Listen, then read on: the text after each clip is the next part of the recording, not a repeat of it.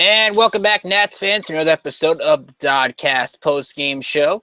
I'm your host, co-editor Ricky Keeler, back again as Ron was filling in for most of the West Coast trip. This is the first DoDcast I've done in a loss in a long time, but we'll figure out a way to get through this one as the A's get the win 10-4. Nats' 4-game win streak is over, and just a rough afternoon for Joe Ross again. And you just wonder how many times can the Nationals go through a fifth starter spot and get a win. I mean, that's been really one of their Achilles heels this year. Ross only gives them 3 innings today. Then you have the offense, which stayed in the game for the first 3 innings was 6-4, and the A's kept giving him chance after chance after chance after chance to take it, and nobody could get the big hit today after the 3rd inning. So Oakland gets the win. They'll have the rubber game tomorrow, which we'll talk more about later. 4 o'clock game as well tomorrow afternoon. So we want to hear from you throughout the DoDcast. Feel free to send a question to the chat room here on the YouTube channel, or you can tweet me on Twitter at DistrictOnDeck or at Rickinator555, and I will take your questions. Let's go through the totals as Ron likes to do here on the show. The A's get 10 runs, 11 hits, 3 errors. The Nationals 4 runs, 8 hits, 2 errors. Very sloppy game today. Defensively, the errors, you had scores changing hits to errors, errors to hits. It was really wacky game today. Then you had Liam Hendricks gets the win out of relief, 1 1/3 innings, 1 hit, 3 strikeouts, 1 walk. Joe Ross, of course, takes the loss. We'll talk about his line in a minute. Daniel Mengden got the no decision for Oakland, didn't get out of the 5th inning, which wasn't a surprise. I mean, the Nationals have the offense that should make a pitcher work and get him out of the game at that point. Rough day, as we said, errors-wise. Chad Pinder, Yonder Alonso, and Matt Joyce made errors for Oakland. Jose Lobaton and Steven Drew, errors for the Nationals. No Anthony Rendon today. He got the day off. Matt Wieters got the day off. And because of the DH, Jason Worth moved to the designated hitter spot. Adam Lynn played left field today.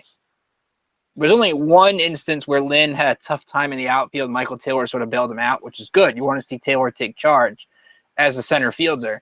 We'll see if he does that. One of the people tweeted to me when Jason Worth comes back. I think it was Nats Bandwagon, I think, tweeted me that one. So thanks for the tweet on that one as well. But the big story today, of course, is Joe Ross, who did not have it today. You could go for the catcher's interference by Lobaton in the 1st inning. Said that changed the game, but Joe Ross did not have his fastballs, does not have any velocity. He continues to get lower as the game goes on. Went from 93 in the 1st, like 90 in the 2nd. And it has no movement to it. And when you rely on strictly, if you have a sinking fastball that's flat, it's going to get crushed. Case is simple. He's got a good slider, but teams are hitting the ball in the air. And with the A's team, you saw Yonder Alonso hit a home run on a 3-0 pitch. They're crushing balls that are elevated in the zone. I mean, Alonso's got 16 home runs. Jed Lowry had a big day. Ryan Healy had a big day. You have to get the ball down in the zone, and Joe Ross did not do that today. Made a lot of mistakes. You saw Dusty Baker, even without anybody warming up the bullpen, went out to talk to Ross, and we'll have to imagine somebody's going to ask him about that in the post-game press conference. It reminds you of like he's lecturing him, because the Nats had just gotten back in the ball game and put the first 2 runners on. You can't do that. And at some point, he did come back from the AAA stint a little while ago. But it's probably time again. He is not a major league starting pitcher right now. And it's terrible to say that because he was so good in his first year in the big leagues in 2015. He had some good moments. Last year had some good moments before the injury, and just has not been the same. Even in the game that he did well against Seattle, the velocity was slipping. Whether it's mechanics, as FP was talking about mechanics, whether it's putting your finger on top of the ball, to me, it's a confidence issue. They've tried a lot of things with him, and I just think right now he does not trust his stuff. And whether it's an extended minor league stint, whether it's putting him in mop-up duty, you can't have him figure out his issues when you got a big lead in the division. I'm not worried about losing division because the 5th starter doesn't win games, but at some point you got to get a win with your 5th starter. You can't rely on Tanner Roark, Gio Gonzalez, Steven Strasburg, and Max Scherzer to win every day. Just not going to happen. That's how 162 games works. You have to get wins when your 5th starter throws. You're not going to score 10-plus runs a game when your fifth starter throws, as Joe Ross is figuring out the last couple of times out.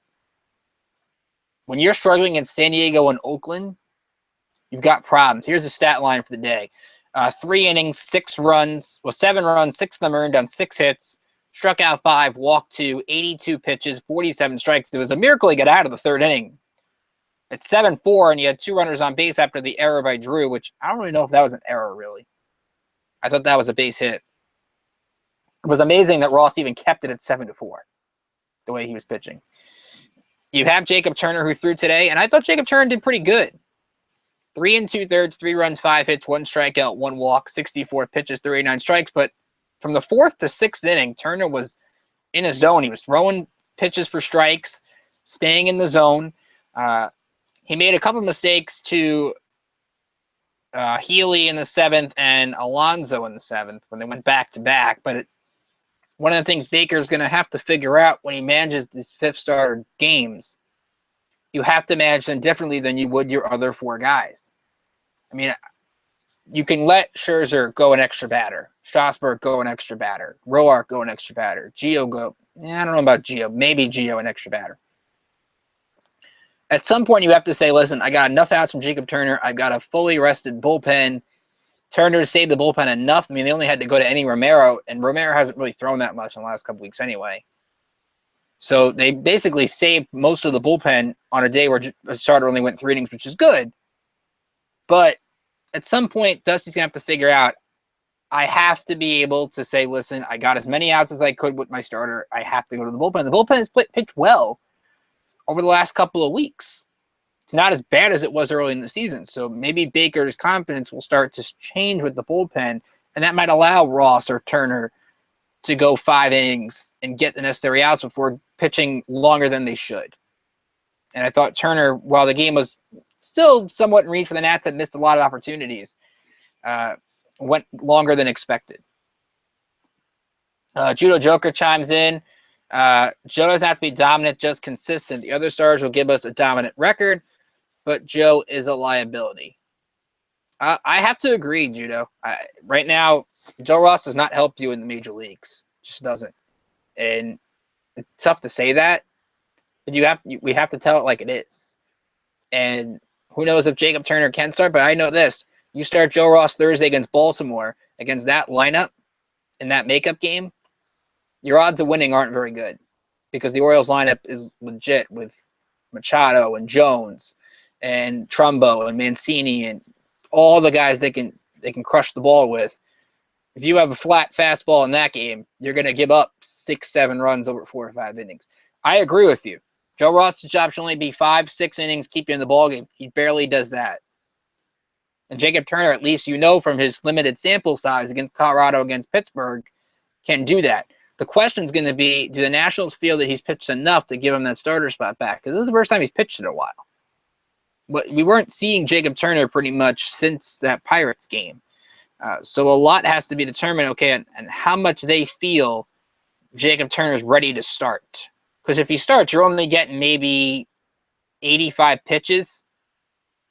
Because think about it, he threw 89 against the Pirates on May 17th. His 2 relief appearances before today, he threw a total of 50 pitches. So you have to keep in mind, yes, you want Joe Ross out of the rotation. You want him to be better. But maybe Joe Ross has to get one more start and Jacob Turner gets stretched out. And that's really what it comes down to. And that's going to be a situation Dusty Baker's going to talk about, a situation Mike Rizzo will talk about, but you know Dusty is fed up. You don't have a conference in the 3rd inning without anybody warming to talk to your pitcher for nothing.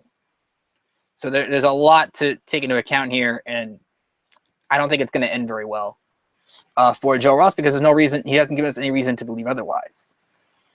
Looking at the offense today, and I think the 2 big stories offensively, Daniel Murphy, another 3-hit day. He did have a dumb base running mistake. You hate to use the word dumb attached to it, but the Nats were down 3. Murphy gets a double to left, and then, yes, he gets a bad break because the ball carried back to the catcher, but I don't know why you're trying to take third there in a 3-run game. You got Ryan Zimmerman at the plate, and if Zimmerman ended up walking in that situation, so Lynn would have been the tying run again. You can't be doing that. Trey Turner got picked off in this game as well when the Nats were trying to mount a rally. That came in the third inning. Even though they got 3 runs on the board, who knows, it could have been a lot more. So they ran themselves out of some innings today. And that's going to be the nature of what they do because Dusty Baker and Davey Lopes like to run. But you have to know sort of when to play aggressive. And I don't know if trailing big early and then trying to mount a comeback late is being aggressive on the bases unless you're in a 1-2 run game situation. 3 is kind of different. But that still doesn't take away from the game Murphy had today. Another 3-hit day. He's had 7 hits in the series. He is locked in right now, and it's what the Nationals need in the middle of that order. They're going to get Bryce Harper back tomorrow from suspension. That will only help the 3 through 6 portion of this lineup. The other story is Adam Lynn. Now, I don't know if Adam Lynn can play every day for this team to continue to win the way it does, but he has been clutch for this team this year. A big 3-run homer off Mengden. He got a breaking ball right over the heart of the plate, absolutely ripped it.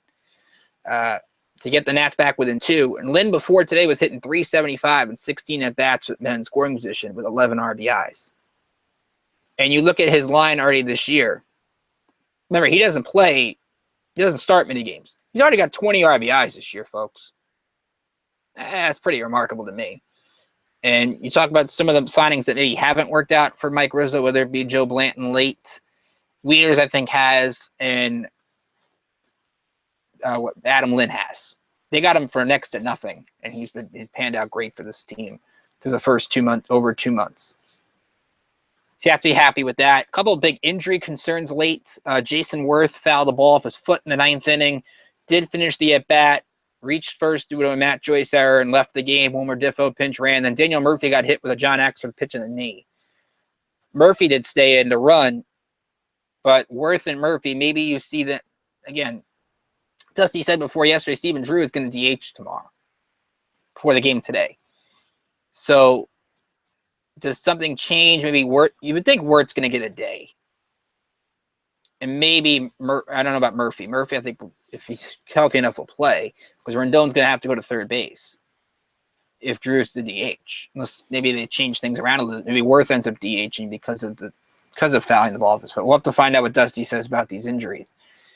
But not the way you want to end the game. And I think they missed a lot of opportunities today, as I mentioned. You look at these 2 teams at men scoring position, they combined to go 2 for 19. So you had a game that ended 10-4, and the 2 teams had 2 hits combined with men scoring position. And Michael Taylor had a rough day as well. 0 for 4, left 7 on base, struck out with bases loaded in the 5th inning, I believe it was. Had a big opportunity, then struck out with popped out bases loaded in the 9th inning. So it wasn't Michael Taylor's best day at the plate. You could argue in the 5th inning some of those pitches were out of the zone, and it was just a rough at that against Liam Hendricks, but ended up getting the job. Hendricks got the job done. Big days for the Oakland A's, we should mention.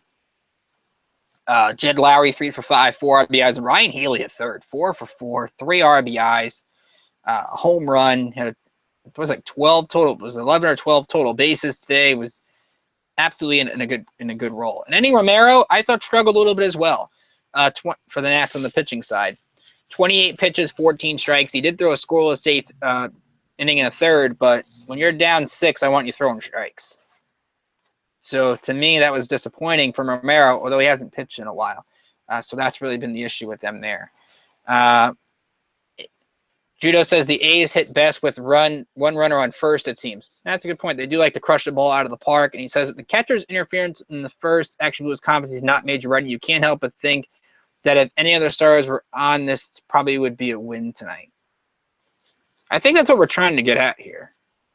I don't think the catchers, again, Judo, I think it's kind of a little bit of both. I think it's partial confidence, partial mechanics. I just don't think it's one particular problem. I think there's a lot of problems with Joe Ross right now. Because you saw he had a good at-bat against Joyce to start off with. He gets 2 strikes, which, again, he struggled with 2 strikes today.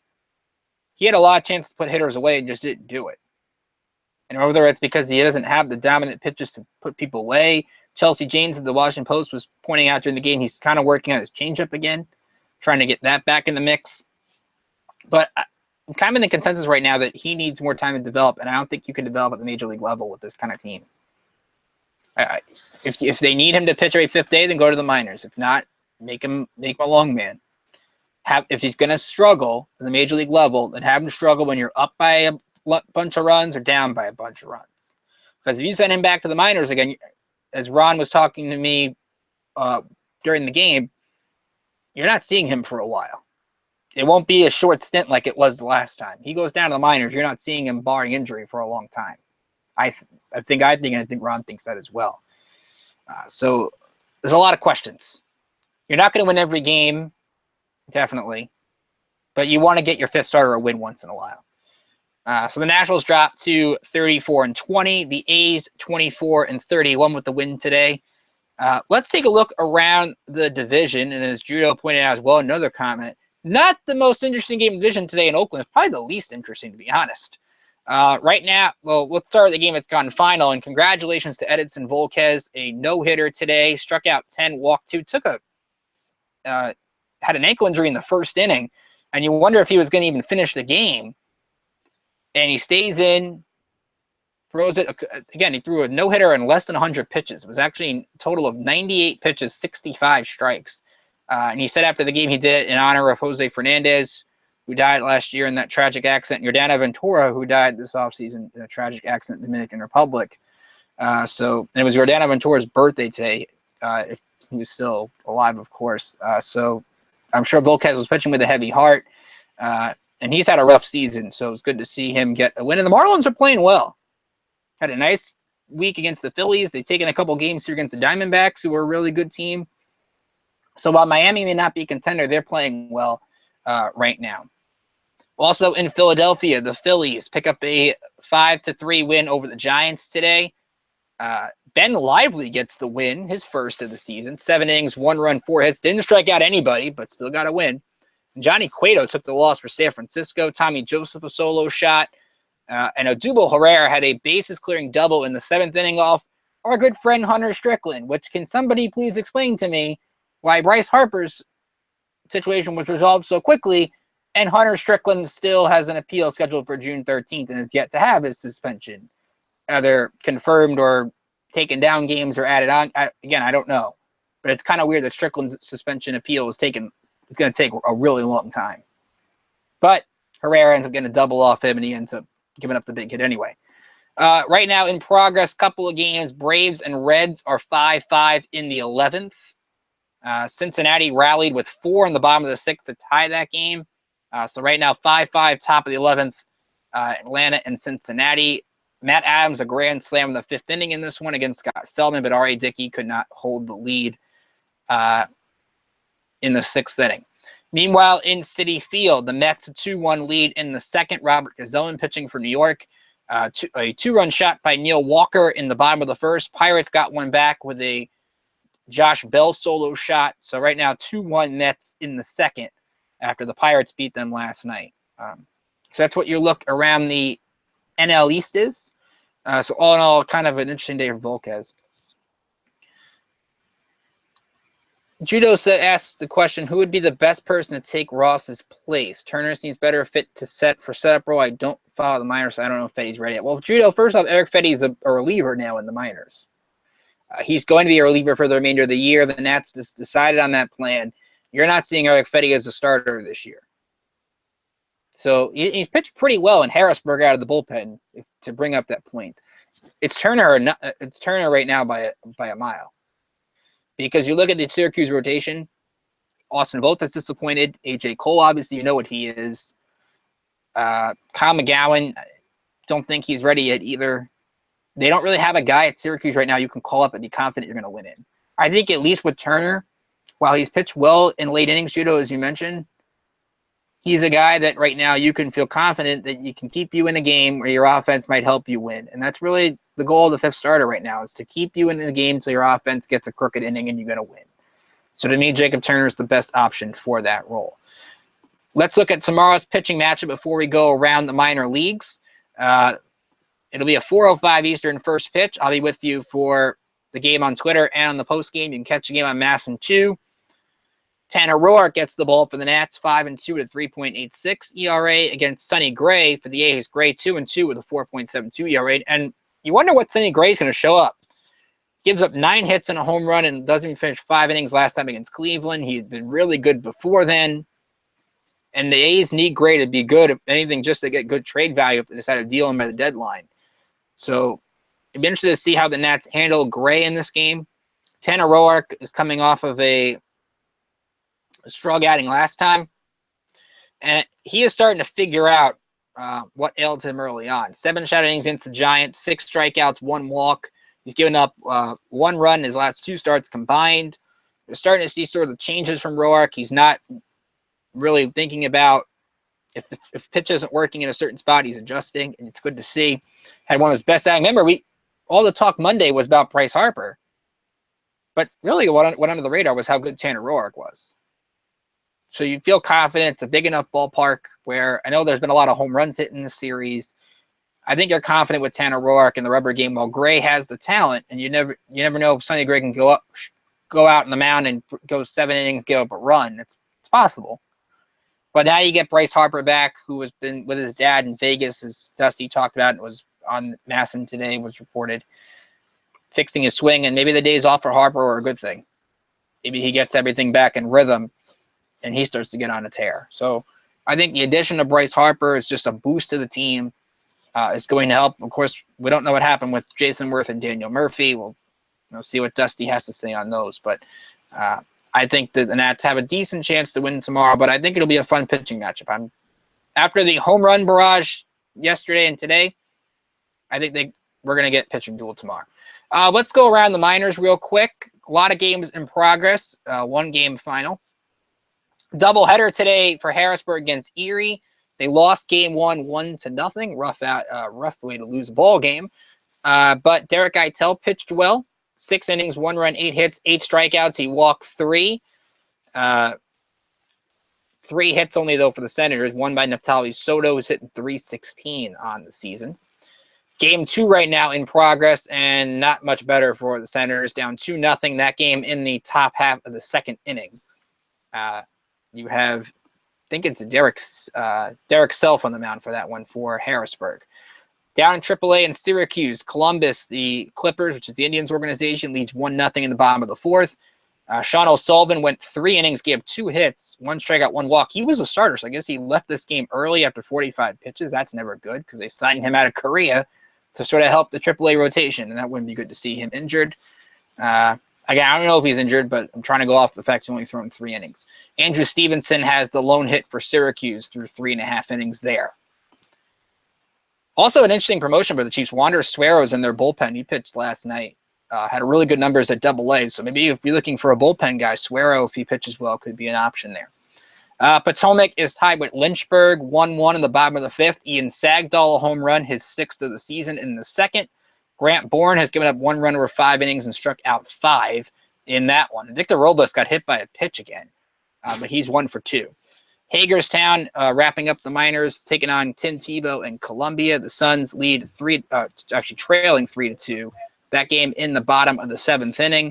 RBIs for Anderson Franco, his 27th of the season. He's had a good year. And Talmido Augustine, who was recently sent down from Potomac to Hagerstown, hitting .421. He's had a multi-hit game so far. By the way, if you're looking for a Tim Tebow update, he is 1 for 3 today. Fireflies are in Hagerstown, so it's always fun. So the Seminole, Matt Scholes hit a home run for the Chiefs, by the way, so it's 1-1 in that game at Syracuse. So to sum it up, really today is about Joe Ross. It's about his struggles, and really the Nats, I think, have tried everything they can. I still think down the road he's got the talent. I don't know if it's mechanics. I don't know if it's confidence. But I think it's a little bit of both. And if you're going to send him down, you've got to commit to sending him down for a while. And maybe they go out and add a starter on a minor league deal to sort of ease that transition. But to me, Turner's the guy. If you're going to plug somebody from within, it's got to be Jacob Turner. You don't have any other options to go by. So we got a couple articles up on the site today. We have my article is up on Matt Albers, who was used a lot in May. Over 200 pitches, the most on the team. I think it was like 215 was the number. He used him 34 pitches the other day. Now, he has had a few days off, which is good. But you wonder how much can Dusty rely on Matt Albers to be that reliable setup guy. And that means, I think, whether the Nats address closer or setup at the deadline, they will get a reliever at some point. So that sort of changes the roles on Albers. Drew Douglas wrote up a good piece on Brian Goodwin's career night last night. His first home run of his career, had 4 hits. So a really strong night for Goodwin, who has worked a long time to get to the big leagues. So definitely deserved that moment last night. We have Drew's Player of the Week up tomorrow. Ron's got something up tomorrow. I'll have the 5 to watch for the Dodgers series, which will start on Monday in Los Angeles. That should be a fun series, by the way. Also, we got a couple of cool things coming up on this in the next couple of weeks. Of course, the draft is coming up, so we have draft profiles for you. We're going to have a big draft show during the Orioles game next Thursday. We're going to try to have a draft preview show. I'm working on trying to get Ben Chase from Call to the Pen, who does their mock drafts. We'll talk about the Nationals draft needs, some players they can target. Of course, if you want to watch some players they may get, we've talked about some of them. They're in the NCAA tournament. So if you're into some college baseball, that's on right now. You can have some fun watching that. Also, we got, again, many draft profiles for you. So feel free. We cover a lot of minor leagues as well. So I'll have a couple articles on that. Another guy to watch tomorrow for Harrisburg, Matthew Crownover, got promoted to Double-A. And he's been really good for Potomac, both as a starter and a reliever. He's going to go to the rotation in Double-A. And he's one of those guys that can be a diamond in the rough for the Nats. He wasn't picked in the first round, but was really good in his collegiate career at Clemson. So he's the guy you should watch out for. And he's going to make his Double-A debut tomorrow. And of course, we'll talk about that more on the DoDcast postgame tomorrow night. So again, the A's win 10-4. Nats split the first 2. But they'll go for the series win with Roark against Gray tomorrow. So for Ron Juckett and for all of our District on Deck team, I'm Ricky Keeler saying hope you have a great rest of your night, and we'll see you back here tomorrow afternoon for the rubber match between the Nats and the A's.